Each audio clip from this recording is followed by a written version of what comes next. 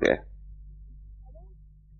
Moses ने कहा है अब सो ना सकूंगा, अब जो देखा है उसे अनदेखा ना कर सकूंगा, अब जो हो गया अब उसका मिटना नहीं हो सकता। वो मौजिज जो पहले था अब बचा नहीं, अब मैं दूसरा ही आदमी हूं, ये एक नया जन्म। इसको हिंदू द्विज कहते हैं, जब कोई आदमी का ऐसा दूसरा जन्म हो जाए। सभी ब्राह्मण द्विज नहीं, कभी कभी कोई ब्राह्मण द्विज हो पाता है।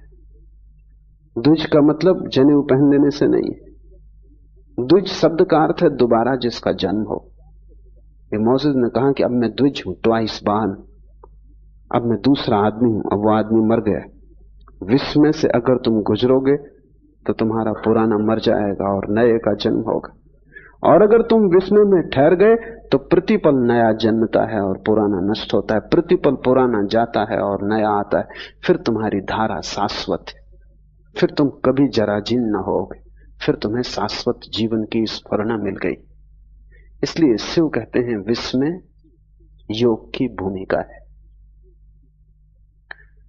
दूसरा सूत्र है स्वपदम शक्ति, स्व में स्थिति शक्ति है, विश्व में भूमिका है। विस्मय का अर्थ है भीतर की तरफ यात्रा। मैं कौन हूं, इस प्रश्न की अंतर खोज। बाहर गए आश्चर्य, बाहर गए तर्क, बाहर गए विज्ञान, भीतर आए विस्मय, ध्यान, प्रार्थना, सारी विधि बदल जाती। विस्मय तुम्हें भीतर लाएगा, क्योंकि जब सारा जगत रहस्यपूर्ण मालूम पड़ेगा तब एक ही प्रश्न महत्वपूर्ण रह जाएगा कि मैं कौन हूं। यह विस्मय का मौलिक आधार है कि मैं कौन हूं। और जब तक मैं इस मैं को ही न जान लूं तब तक मैं जिसे जानने चला हूं वो यात्रा हो नहीं सकती। कैसे मैं जानूंगा इन वृक्षों को, कैसे मैं जानूंगा तुम्हें, कैसे जानूंगा पर को, जब मैं ही अभी अज्ञात और अज्ञान में हूं, जब मुझे मेरा ही पता नहीं। इसलिए मैं कौन हूं ये महामंत्र है। और जल्दी उत्तर मत देना, क्योंकि तुम्हारे पास उत्तर तैयार है। तो मैं कौन हूं तुम भीतर से कहते हो मैं आत्मा हूं, ये उत्तर काम ना आएगा। ये तो तुम्हें पता ही है, इससे तुम्हारी जिंदगी बदली नहीं। ज्ञान आग है, वो तुम्हें जला देगा। जब तुम कहते हो मैं कौन हूं और भीतर से आवाज आती, वो भीतर की आवाज नहीं है, वो तुम्हारा सिर बोल रहा है। सिर में छिपे शास्त्र बोल रहे हैं, स्मृति बोल रही है। जब तुम कहते हो मैं आत्मा हूं तो ये 2 कौड़ी का है, इसका कोई मूल्य नहीं, क्योंकि इससे तुम बदले नहीं। ये आग नहीं है, ये राख है। इसमें कभी अंगारा रहा होगा, किसी ऋषि को इसमें अंगारा रहा होगा, तुम्हारे लिए तो ये सिर्फ राख है। जिसलिए अंगारा रहा वो तो खो गया इस जगत से, तुम राख को ढो रहे हो।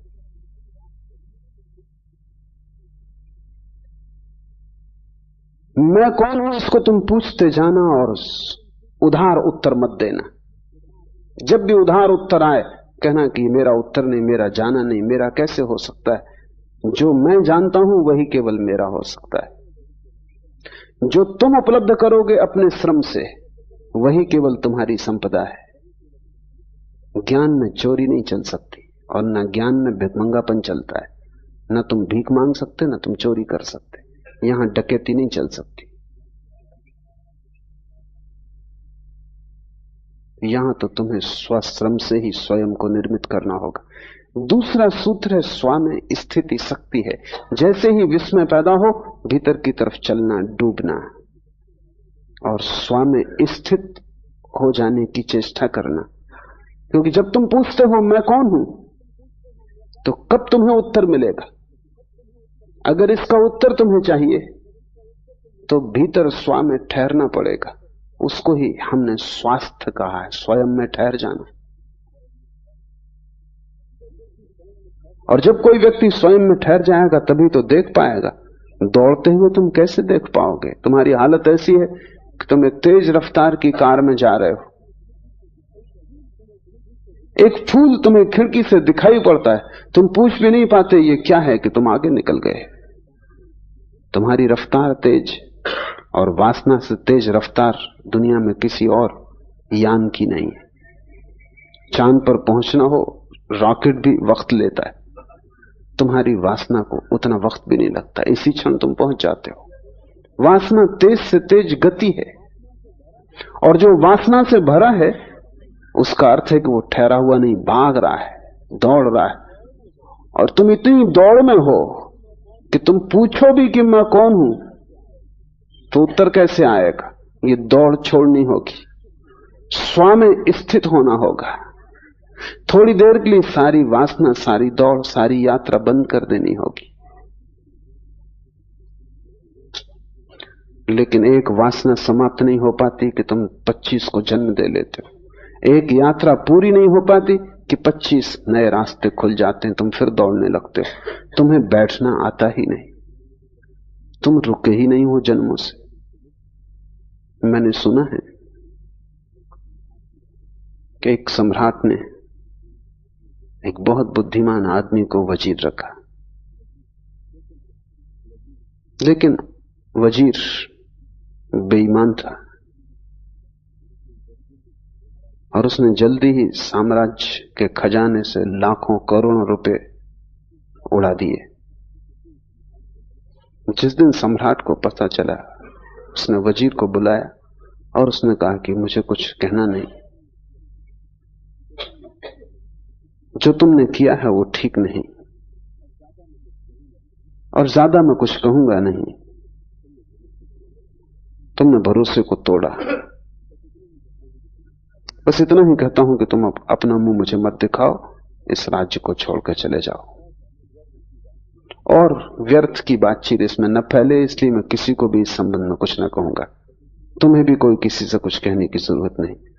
वजीर ने कहा, सुने, कहेंगे चला जाऊंगा, ये पक्की है बात कि मैंने करोड़ों रुपए चुराए, लेकिन फिर भी एक सलाह वजीर होने के नाते मैं आपको देता हूं, और वो ये कि अब मेरे पास सब कुछ है।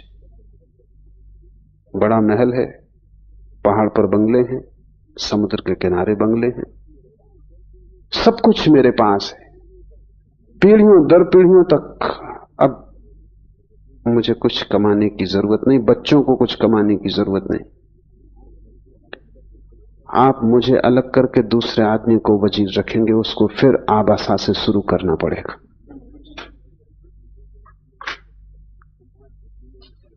सम्राट बुद्धिमान था, उसकी बात समझ में आ गई।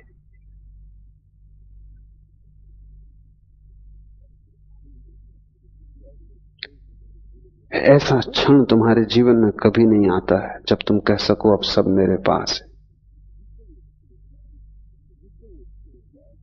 जिस दिन ये क्षण आ जाएगा उसी दिन दौड़ बंद होगी, अन्यथा तुम हर घड़ी आबासा से शुरू कर रहे हो। हर घड़ी नई वासना पकड़ लेती, नया चोर आ जाता है, नया लुटेरा खजाना तोड़ने लगता है। और एकांत लुटेरा हो तो ऐसा भी नहीं है, बहुत वासनाएं, तुम एक साथ बहुत दिशाओं में दौड़ रहे हो, तुम एक साथ बहुत सी चीजों को पाने की कोशिश कर रहे हो। तुमने कभी बैठ कर यह भी नहीं सोचा कि उनमें से कई चीजें तो विपरीत हैं, उनको तो तुम पा ही नहीं सकते, क्योंकि तुम एक को पाओगे तो दूसरी खोएगी, दूसरी की पाओगे तो पहली खो जाएगी। मुल्ला नसरुद्दीन मरता था तो उसने अपने बेटे को कहा कि मैं तुझे 2 बातें समझा देता हूं, मरने के पहले तुझे कह जाता हूं, इन्हें ध्यान में रखना। 2 बातें हैं, एक ऑनेस्टी, ईमानदारी, और दूसरी है विजडम, बुद्धिमानी। तो दुकान तू संभालेगा, काम तू संभालेगा, दुकान पे तख्ती लगी है। Honesty is the best policy, ईमानदारी सबसे अच्छी नीति है, इसका पालन करना। कभी किसी को धोखा मत देना, कभी वचन भंग मत करना, जो वचन दे उसे पूरा करना। बेटे ने कहा, ठीक, दूसरा क्या है? बुद्धिमानी, उसका क्या अर्थ है? नसरुद्दीन ने कहा, भूल के कभी किसी को वचन मत देना।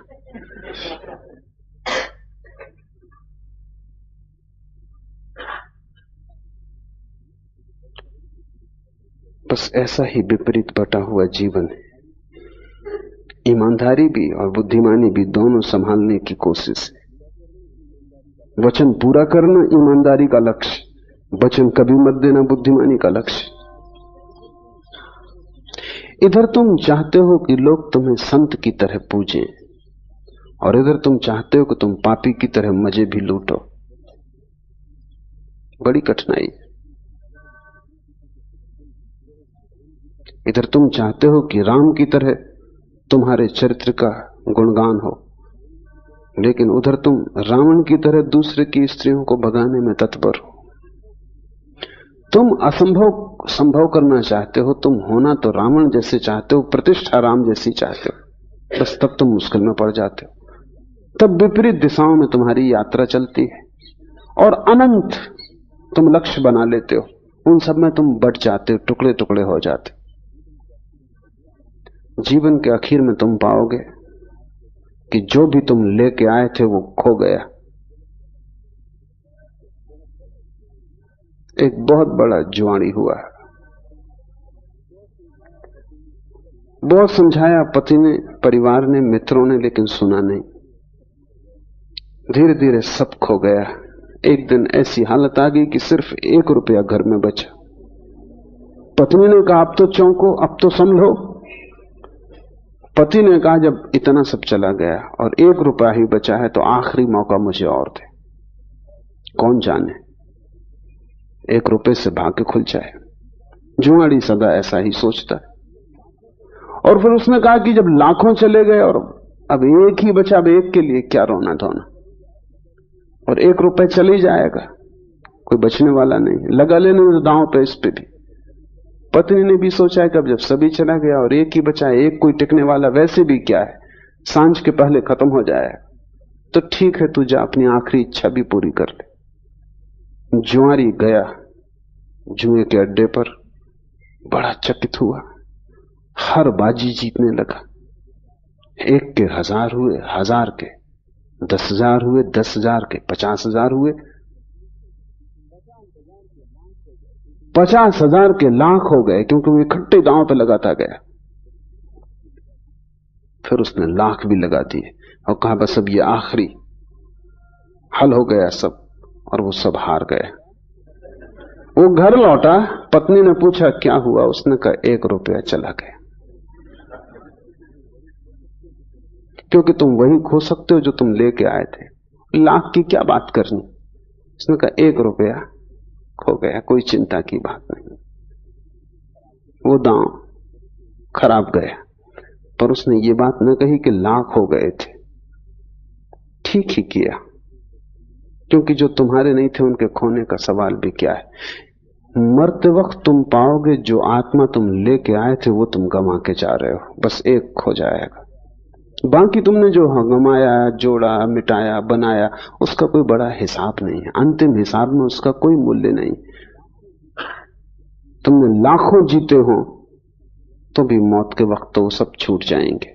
हिसाब 1 का रह जाएगा, वो 1 तुम हो। और अगर तुम उस 1 में ठहर गए तो तुम जीत गए। अगर तुम उस 1 में आ गए, रम गए, उसके लिए शिव कह रहे हैं स्व में स्थिति शक्ति। तुम दुर्बल हो, दीन हो, दुखी हो, उसका कारण ही नहीं कि तुम्हारे पास रुपए कम है, मकान नहीं है, धन दौलत नहीं है। तुम दीन हो, दुखी हो, क्योंकि तुम स्वयं में नहीं हो। स्वयं में होना ऊर्जा का स्रोत है। वहां ठहरते ही व्यक्ति महा ऊर्जा से भर जाता है। जीसस से किसी ने पूछा कि मैं क्या करूं, मैं बहुत दीन हूं, गरीब हूं, दुखी हूं। जीसस ने कहा तू कुछ और मत कर, पहले परमात्मा के राज्य को खोज ले, से सब अपने आप पीछे चला आएगा।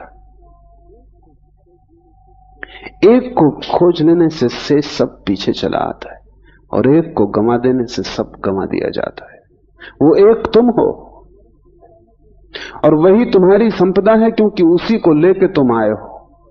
और आखिरी हिसाब में यही पूछा जाएगा कि जो तुम लेके आए थे उसे बचा सके या उसको भी गंवा दिया। स्व में स्थिति शक्ति है।